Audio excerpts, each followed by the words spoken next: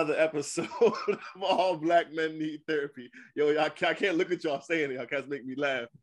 What's good, my guys? I'm Bell. Wait, you supposed to say I'm Chief, but what happened? My name is Chief. And I'm Bell. Yeah, I'm Prentice, man. Yo, it's crazy because I was looking down at the fellas on the screen. They laugh every time I say that, so I happen to catch one of them laughing, so it made me laugh. Anyways, we back, y'all. We consistent too. Look at this. We back to back with them. You know what I'm saying? We made a commitment to y'all, to ourselves, to be consistent. So we here again, and we gonna be consistent for y'all. We still got some good news coming. We can't share just yet, but it's coming for sure. Bellhead, check in, homie. Yo, shit's getting real, man. My son's school closed this week, and I'm curious if they're gonna give us a refund because they closed for COVID protocol. Yeah, they're gonna keep them dollars though. They might throw it to the next week. No, maybe. I don't know, man. I know if we keep them out, like it ain't like it's like rent, right? Like you can't tell your landlord, "Well, I wasn't even there that week." No, you still owe that money. You ever see that meme that said if I pay my rent on the first and pass away, sit me on the couch till the 31st? Yeah, I saw that. Yeah. So that's happening, man. A lot of people I know getting COVID. My son got an ear infection. We just took him to the doctor today. Found that out. But did y'all hear about I'm just a curious question, but what's the youngest person you heard like having COVID? Like, do babies get it too? Like yeah, I know they can. I'm saying I don't know anybody personally that has. What's the youngest person you know have caught the monkey? I mean, my daughter, she was 8. She's 8. That's the youngest I know of. Yeah, they definitely get it. But from what I understand, and I'm not the CDC, but from what I understand, there hasn't been any fatalities in the kids from COVID. Right. You know what I'm saying? Anything like that. But yeah, I think a shutdown is inevitable, bro. I tell you, they sent my shorty home with the tablet from pre-K. Like, listen here, take this tablet home. We're gonna be doing remote learning. So I think they're gonna give us a week or two off after the break. So yeah, man. At this point, man, this might just be the new normal. We go out there, live it up for a few months, and then it's like, all right, time to shut it down. You know what I'm saying? Y'all done had too much fun. I hope they don't. Hope they don't do my man Uwe like that in next month for the wedding, man. Yeah, hopefully not. But that's the other thing, man. You know, it's like even if they don't cancel his joint, and obviously I hope they don't. But he got 300-something people coming. Yeah, the country of Florida. Yeah, exactly. Florida's his own country. Florida's not shutting down. Like we don't have to worry about that. We might have to drive to that piece, bro. We can't fly. There's the flight piece. There's the wedding party, like people getting sick in the wedding party and all of that. Yeah, all that. I mean, shit. God forbid the groom or bride. Not word. That would be. You know what I'm saying? So it's just crazy, man. But other than that, man, things have been there's been a lot of that going on. The holidays were good. Went back to Connecticut for a few days. Oh yeah, Merry Christmas and all that, my guys. I know we're a little late. Merry Christmas. Oh yeah, Merry holidays, all that. Yeah. Yeah, for sure. Want to shout out Prentice real quick, man. On the last episode, if y'all tuned in, he told me to treat myself, and I immediately tried to justify it by saying I already had enough shoes, which I do. Ain't no two ways about that. But it did good. You know what I'm saying? Like I was shopping for my wife and my daughter, and I'm like, you know. And the crazy thing is, I'm so glad I don't have the sneaker problem I used to have because there's 3 sneaker stores right outside my job. Like as soon as we walk outside, it's right there. And because my job is downtown, so everything is right there. Anyway, I went into one of them, saw these sneakers, tried them on, they ain't have my size. Then I just got immediately obsessed with making sure I get them. So yesterday I drove an hour after coming back home to go grab them joints from this Hobunk town in Mass, one floor malls like they got down south. Grabbed them joints last night and bought me another pair of shoes just for GP. So I appreciate you, good brother. Hey, bro, you got to do it, man. Congratulations, man. Like, for real. Up, man. That's what's up. P, how was the holidays with the fiance and the baby? My God, baby. Everything's been good, man. We ain't left her mama's house for the past 3 days. So we We on some Airbnb. We live 20 minutes away, man, but we on some Airbnb type height right now, man. It's just, a change of environment, man. We learning to really take advantage of using what you have to create what you want. You know what I'm saying? So when you can't necessarily get away and travel, you're blessed to have a mind with a space and room. It's funny you mentioned that quote. That's kind of going to be a good segue into the topic, using what you have to create what you want. That's kind of leading into what we want to talk about today. It actually is. But I keep it short, man. Everything's good since, 6 days ago since we last recorded. No new major changes, man. Still getting to it, but, definitely in a good space and happy. For sure. For me, man, same old. Kids are healthy, happy. Christmas was dope. Way too many gifts. Way too much bullshit I bought the kids that just I wish I could throw away right now, but I'm gonna let them get their couple wears of it and secretly throw things away as it comes. They got like 4-5 garbage bags just full of shit. I got puppies, man. My babies is young, so all they need is toys to open up. So they just got a bunch of shit. So, but it's been real cool, man. Real Christmas was cool. That's what's up. New Year's will be all right, man. It was all right. Moving right along. Real quick, as y'all were talking, I got a text message that somebody I was with on Thursday tested positive today for COVID. Oh shit! Well, I'm glad this is remote. Stay your black ass. Literally just now I got a text message. I definitely do think that's gonna become the norm, man. I really do. It's becoming so common to hear somebody in an immediate circle or a close circle get it, man. These alerts and notifications are just, part of the game. Man, I'm about to test myself when we get off. But anyways, yeah. So where we at today, fellas? Y'all go ahead and segue into the topic of the day. The people know what we're gonna talk about. So we got a bunch of stuff written down, and today's topic was put your people on, and it came from a little video on Instagram Bell has sent us from Gillie, and it was dope. Check it out. Let me give y'all $1 million worth of game real quick, right? If you see somebody out here working, you see somebody out here putting that grind in, you see somebody out here that just need a little push, and you got a plug, you got to connect, you can make a phone call, make the phone call for them. The problem with black people is we want to hold the connects. We see a nigga doing something, we don't want to plug a motherfucker. We don't want to give a motherfucker a connect. We don't want to give a motherfucker access to our resources. We want to hold on to them. Oh, no, I can't let nobody. Like, no, that's not real life. You see somebody doing something, you see somebody on the come up, you can help they process, then help them. Give them the plug. Give them the connect. Like, goddamn. Like, niggas don't never like helping niggas, man. God damn. Get a man a plug, give him the connect, help him upgrade his life. Shit. Right? Ooh, see how I did that right there? You know what I mean? Yeah. That was a space where I could put the joint. I'm leaving this in there too. I'm not cutting this out. Bang.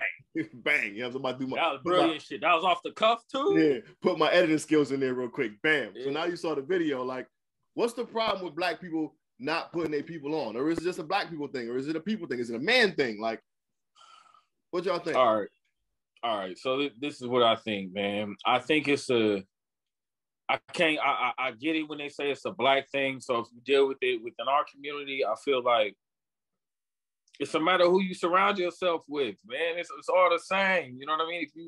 If you surround yourself by people who are just clamoring to get ahead and don't really share that vision of having a team, that's what you're gonna get. But if you put yourself around those people who understand the value in moving in numbers, you know what I mean? Like it kind of you all feed each other. Like it's a constant chain.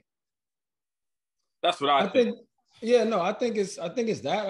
I don't think it's one answer. You know what I'm saying? I think it's a multitude of things. But when I hear that, I think we can all relate, which is why we're talking about it, because we feel like we're not the only ones. But I think one, it comes from a scarcity mentality. You know what I'm saying? Where it's like a person may not think it's enough for anybody to go, enough for people to go around, enough for it to go around. No, let me protect what I got, right? I'm not used to having whatever this is. So I'm gonna protect this. And I'm not gonna put nobody on because I need to make sure I stay on. You know what I'm saying? And it's an insecurity thing too, right? It's like, all right, I'm in the door, but if I put him in the door, he might take my shine. You know what I'm saying? Cats don't put you along because they're scared of getting their shine taken from them? That hell yeah, that's a possibility. Hell yeah, without question. You gotta think about it, man. Like you gotta think, right? And I don't know the statistics on this or nothing like that, but what I would venture to believe, in my experience, is most people are surviving.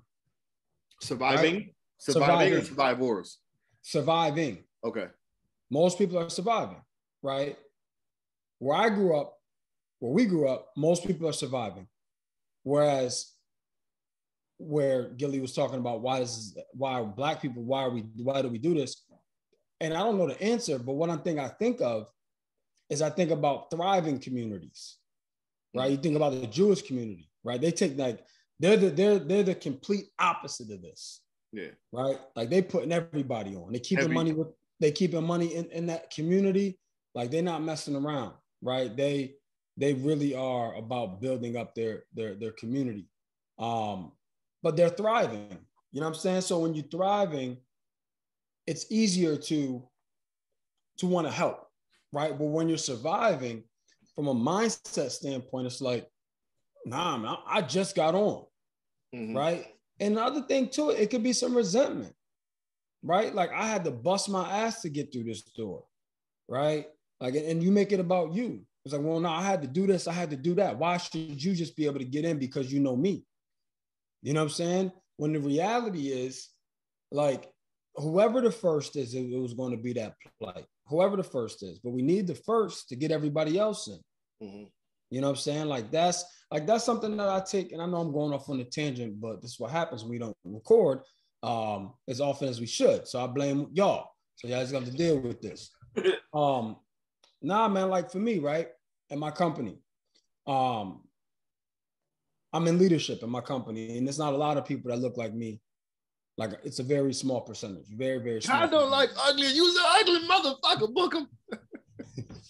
So it's a very small percentage. So I take it personally, right? Like I'm through the door. Yeah, I worked hard. I did everything I needed to do, right? I all of that. Worked harder, and it took longer than some of my white counterparts, but that's okay, right? Whatever. It is what it is. Now, I'm here now. You know what I'm saying? Like my man Cam said, man, we should probably play this clip. I'm here now. I should have never let me in the fucking door, B. Right. Fucked up, let me in, right? Like, well, that's my mentality. Because now I'm like, okay, I'm bringing us all. I'm bringing us all that are worthy. I'm bringing us all that are ready. I'm bringing us all that are prepared. Right? I'm not about to just bring people in because they look like me. I'm not about to bring my man in. You know what I'm saying? Because he's my man. Now you have to be ready because. So what you saying? Yes, no. Yeah. So for me, that's what we talking about. He don't want to put his man on, P. No, I'll put you in my company. I'll give you a job tomorrow. We already talked about that. Like that's not a problem. You're gonna have to take a pay cut. You know what I'm saying? But you can move up in a short amount of time. Anyway, my point is, man, I'm in a position now where full circle, right? I'm thriving, right? In my role, I'm thriving. I'm now at the point where I'm like, okay, my word now means something because I'm doing well. And now I'm advocating for someone else, right? So it's whereas like, if you're not doing well, they be like, "Bell, you better get your shit together before you start trying to worry about somebody else." Right. You know what I'm saying? So that's I think in a nutshell, my personal opinion is it comes from a survival mentality. If you're not in a thriving mentality, it's hard for you to let people eat off your deal, for lack of a better term. You know what I'm saying? But you don't think so?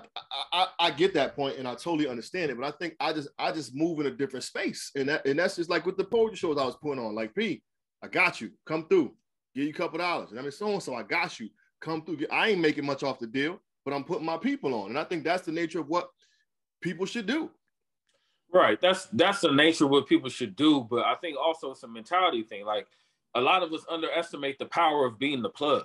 You know what I'm saying? Like there's a lot of power in being the connect. Like that's where I'm at now. Now I'm at the space where I feel like I've had enough experience in my craft with what I do, entertainment, all that, to where the connections I can make, and if I can link people and watch them grow and create and do some other shit, and I'm the one who connected them, that makes me feel like, you know, that gives me like, that excites me. You know, I feel like I'm a part of their journey somehow by connecting two dope people. So, but not everybody, I think, has enough like value to really recognize that that shit is how you can roll. You know what I'm saying? Everybody is out to just obtain.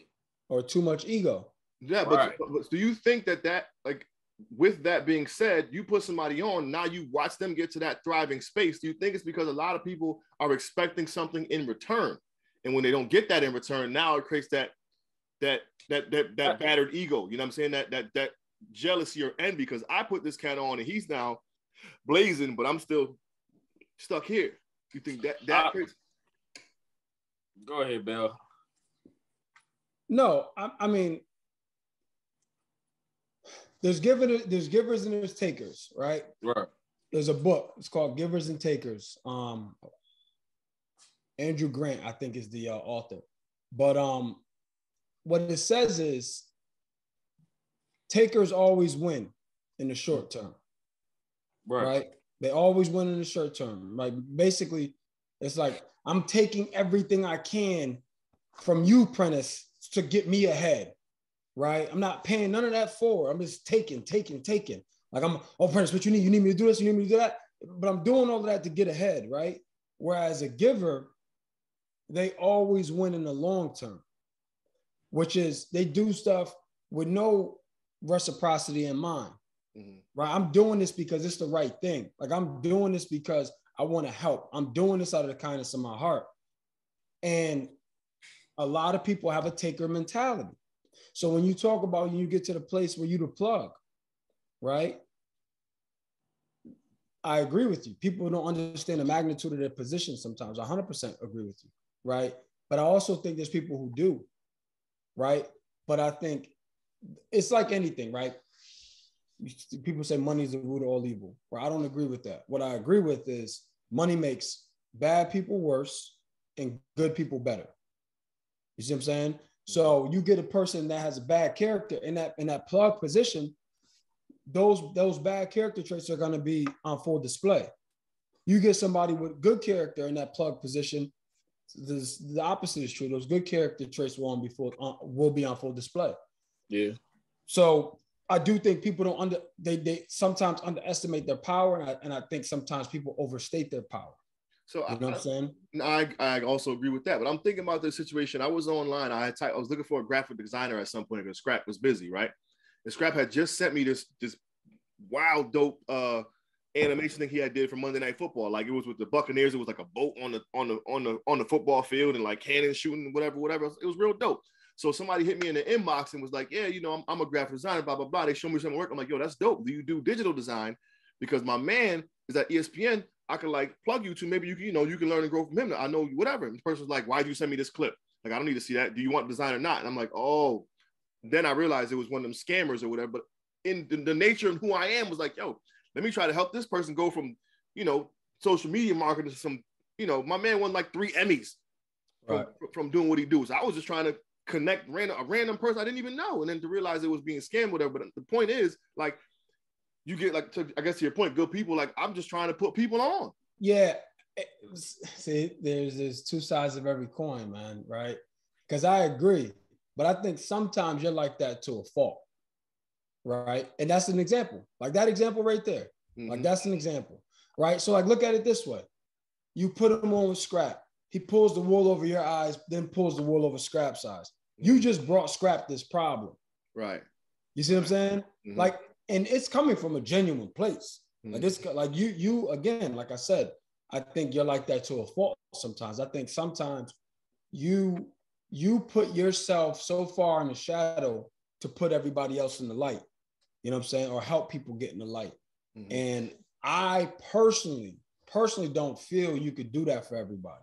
Right. You know what I'm saying? And, like, you know, those are lessons you learn throughout time. Yeah, You learn that shit. You know what I'm saying? Yeah, but some of us, we put our loyalty in front of our logic. Mm-hmm. You know what I mean? Quote him. It's like, that's my man. No, he my man. Yo, I want to help him. Yeah, but your man ain't willing to do what it take to be helped. Mm-hmm. And that's the reality that a lot of us don't want to, that we don't want to talk about. You know what I'm saying? Like, I got people that I love to death, but there's only certain things I'm gonna do with them. You know what I'm saying? Like, it's not because they're not capable. Is they're just not at that place in their life that they're willing to do it. You know what happens too? You know, that I'm thinking about, sometimes you get to a certain point in whatever it is that you're doing where the level of the connects and plugs that you may have, what somebody is coming to you with and asking for, the quality of what they're presenting isn't up to that level. Does that make sense? You get what I'm saying? So I see what you're saying. You want help or assistance in this level, and although you know that's what friends are for, right? You reach out when you need something, but what you're presenting, it ain't it. You know what I mean? I'll give you a real life example. One of my very, very, very, very close family members, like, don't get no closer, right?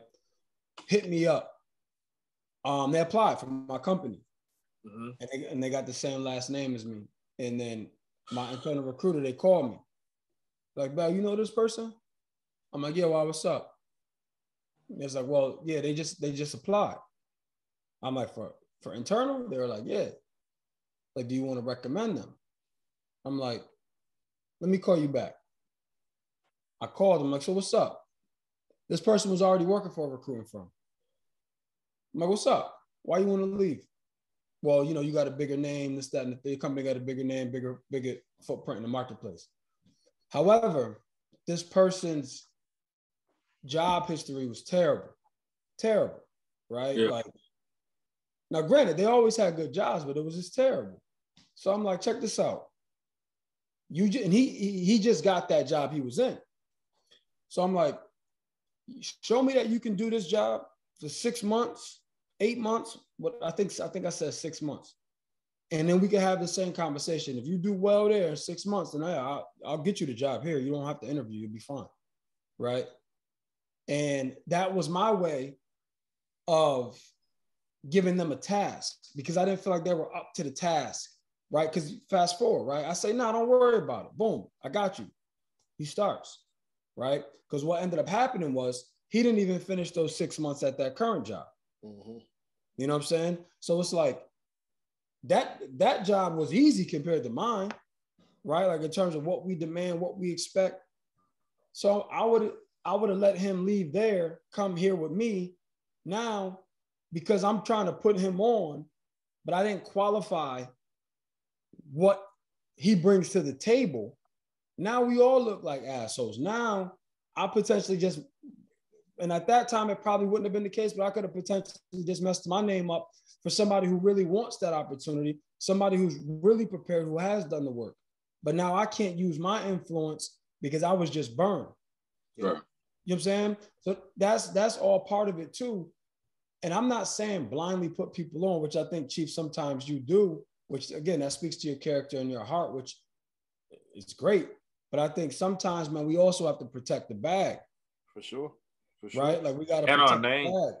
But I think sometimes too, people protect it to an unhealthy degree. Protect it to the point where it's like, nah, I don't want you to get this bag. You know what I'm saying? And that's the spiteful shit that goes around more often than not. And I think that is what Gillie was talking about. Right. Yeah. Right. That's definitely where he was going with that. You know what I'm saying? Again, man, is I think what you said earlier, Prentice, is very true. It has a lot to do with who you surround yourself with. Shit, you know what I'm saying? A lot to do, man. Somebody told me a long time ago, if you're the top dude in your circle, you need to find a new circle. Absolutely. Right? Absolutely, because man. What's your incentive to get better? You know what I mean? And that's the challenge. That's the crabs in the barrel. You know what I'm saying? So what you see in the Black community. And again, man, I think it all comes back to opportunity. It all comes back to conditions. It all comes back to survival, right? Surviving versus thriving. Like, I don't know that we've had enough great examples around us to even know how to move when you get presented with that situation. Mm-hmm. You know what I'm saying? Like, dude, nobody, I know zero people prior to me coming to corporate that worked in corporate. Zero, right? Whether it be immediate relationships, peripheral relationships, zero. Right. So, you know, a lot of that's wild. Yeah. But there's another example, right? So I took that idea of understanding we need more people to open doors, which means we need exposure to more things, right? And I just recently partnered with a nonprofit company, right?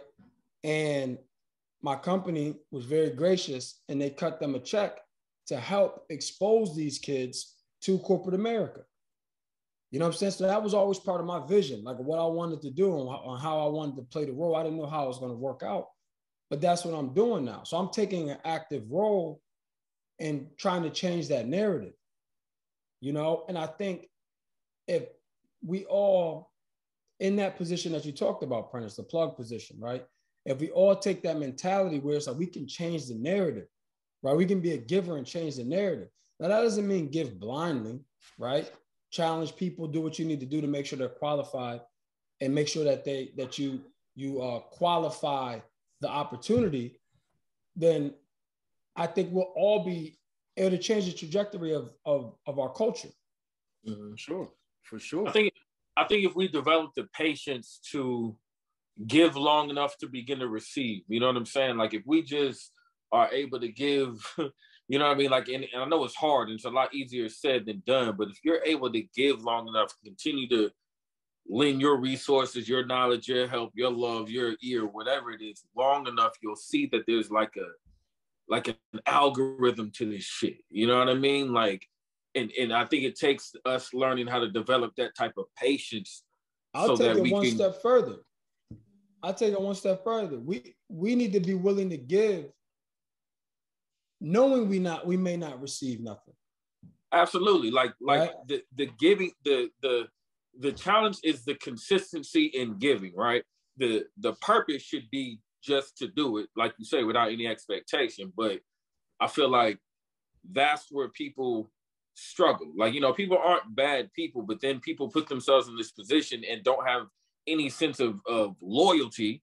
You know what I'm saying? So you're able to cut anybody's feet off. You know what I'm saying? And that's big. But it goes back to character, right? Like the people who are in those positions. Right. That's big. Do we? And it's sad because I guess you're right. So me being loyal to a fault without assessing someone's character is definitely a huge red flag in terms of making that plug. I've also made that plug with the disclaimer, like, yo, I don't know this dude. I just know, you know what I'm saying? See, but then my thing would have been, then why you sending them to me? Exactly. And see, you're gonna get to a certain level where that's the type of combos you have. And like, I need to know that the person you're sending to me has already been vetted. You know what I'm saying? You filtered out because we have that type of relationship. And I'm not gonna expect you to bring me no bullshit. You know what I'm saying? Right. And because ultimately our word is our bond and our name holds weight. So if I say P, I got somebody who could fix your ceiling, you know what I'm saying? Like, oh, Chief, that's Chief's man, we good. He gonna take care of it. And if you come there and fuck your ceiling up, then you're right. You know what I'm saying? Check it out, man. I had a homegirl who I think I was fooling around with her. I don't remember. But anyway, it was this chick that I knew, and my mom's plumbing had got fucked up in her shop. She like, oh, call my daddy. Yeah, I was. She's like, call my daddy. You know, it just registered. And she was like, he used to do plumbing. So call this nigga, man. He come over to my mom's shop, dig under the thing, break all the pipes and shit's flooding all over the place. You know what I'm saying? And he was trying to holler at my mom after he fucked shit up and then just left and never came back. And she got the nerve to wonder why I don't want to fuck with her no more. Yeah. Like, you Like, this is your daddy. Like, you sent your daddy over. Like, this guy is clearly not all right. You know what I'm saying? Like, on top of everything. Like, come on, man. Your word is your word is your bond, man. On another situation, I mean, I don't know if this is relative to the topic, but have you been put in a situation where someone you know had messed something up and people kind of blamed you for it? Like, because you've been connected to it. Like, I was connected to a dude who messed some stuff up and beat somebody for some bread, and I'm like, yo, I don't got nothing to do with that. Like, yeah, I talked to him. Like, awesome. Like, you was Ja Rule at the Fire Festival. Yeah, like, like I ain't got nothing to do with that, yo. Yeah, I mean, kinda. Yeah, kinda. Not to that extent though, but yeah, kind. Actually, I actually have the same situation like that, but I tell people all the time, like, listen, I'm telling you that this person is of good character, right? Now, and here's my experience with them. You know, if y'all doing something that's outside of my like scope or outside of my understanding, I can't speak for that particular topic. Right. You know what I'm saying? Right. But here's how it's been when I've dealt with them. Right. Period. You know. Yeah, I told you he cut down trees and he good at that. I didn't tell you he knew how to put the kitchen sink back together. Like that was on you. Right. Exactly. You want to let them do that, you know. But never somebody like actually a recent situation. I had referred somebody and they didn't do what they're supposed to do. And I kind of preface when I sent the person over, I'm like, look, this is how you got to handle it. Right. If you, cause they requested them. I'm like, all right, if you want them, this is how you got to handle it. They didn't necessarily listen to what I told them. So it's part on them. Right. But the bottom line was the person didn't do what they said they were supposed to do. So it actually cost me a couple of dollars because I didn't want, because again, I brought them that problem. Right. Now they didn't do what I asked them to do, but I still bought them that problem.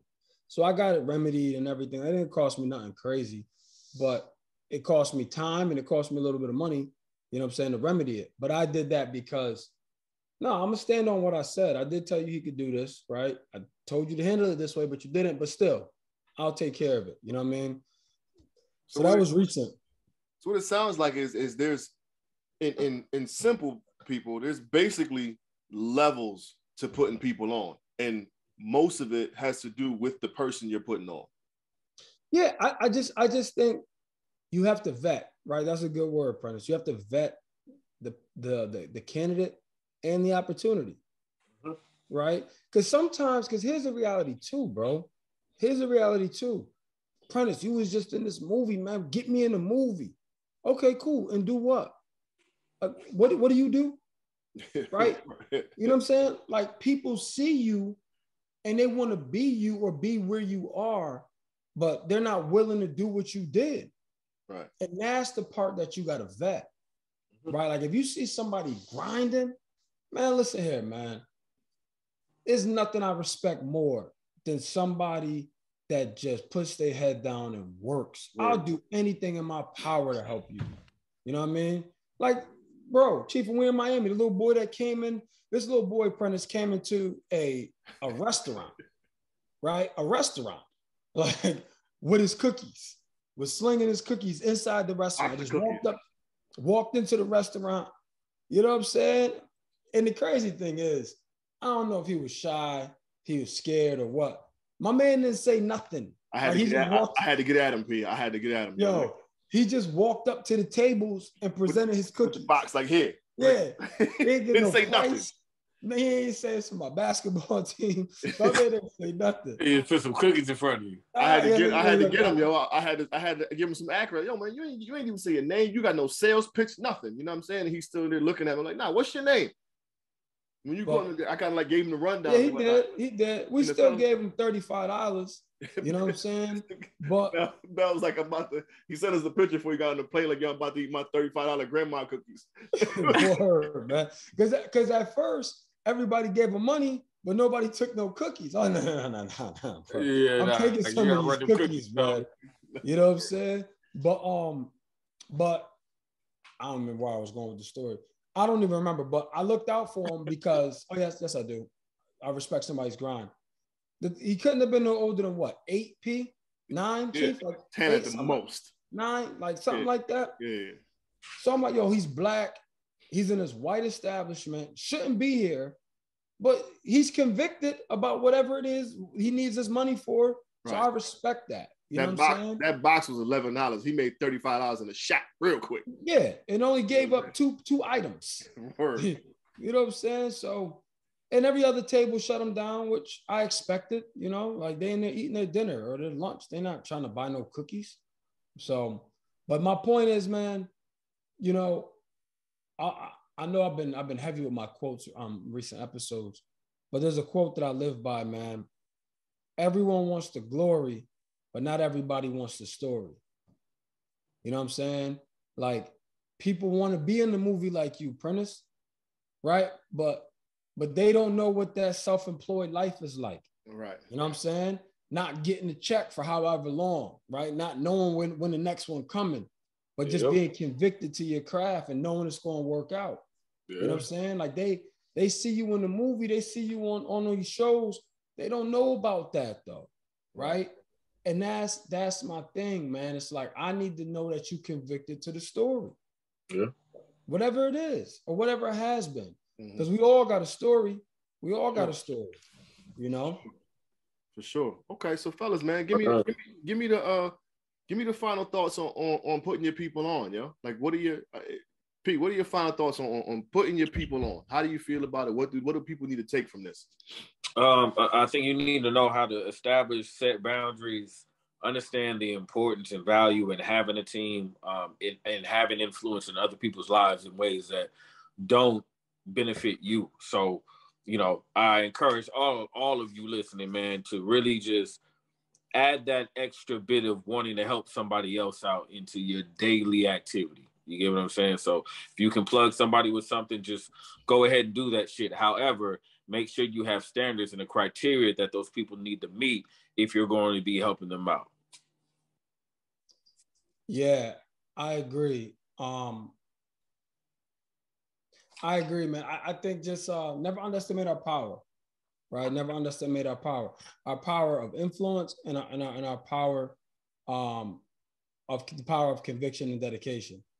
You know what I'm saying? Because if somebody don't put you on, but you stand true in those things, right? You stay convicted to whatever your craft is. You stay convicted to whatever your goal or dream is. It eventually happen. It may not happen the way you want it to happen or the time frame in which you want it to happen.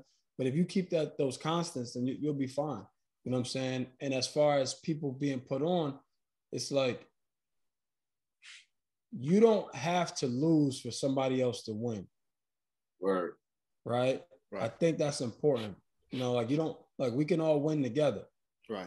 You know, even if we do the same thing, we can all win together. Like I don't need you to do bad for me to do well. I don't want you to do bad for me to do well. I think that's if we can get a handle around that and just start, whether it's reality or not, just living with the thriving mentality, right? And not like holding on to everything for dear life, right? Understanding that this is all fluid, right? It's all fluid. And if we just keep moving and keep going, the more that'll come to us. And the more we hold on, it's like sand, right? You try to grip and hold sand tight in your hand, the faster it comes out, right? It's these gifts and blessings were given, you know what they say, right? To whom much is given, much is expected. Mm-hmm. Right? That's it. Like when you get to that position, is your expectation now is for you to put others on, pay it forward. Right. So that was a long final thought, but that's my final thought. Hey, yo, Chief, can I add one more thing, man, before you wrap it up, Chief? I mean, of course. Yo, and remember, y'all, that sometimes it's just not your turn. You know what I'm saying?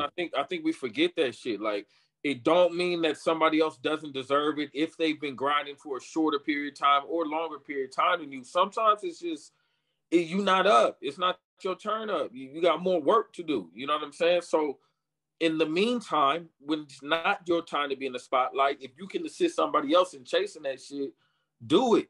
That way you're still feeding yourself. You're still feeding you know what I'm saying, your development. But sometimes just remember, it's just not your turn, and you don't got to be mad at other people for succeeding while you're in whatever state you're in. So I just wanted to say that, man. Sometimes it's just not your turn.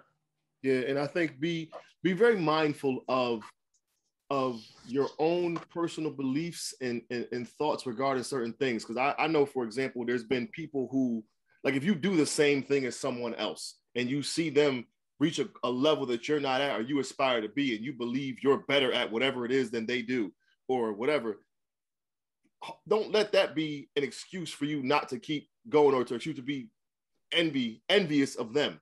I think absolutely we see a lot of that in the poetry world, you know what I'm saying, in the entertainment world, like, you know what I mean, like, how did he get that? He ain't even that good or whatever. It's just like, listen, man, he was putting in the work. Maybe you weren't. Maybe his opportunity came just before yours, whatever the case may be. Maybe he found that person who was the resource that was able to put him on.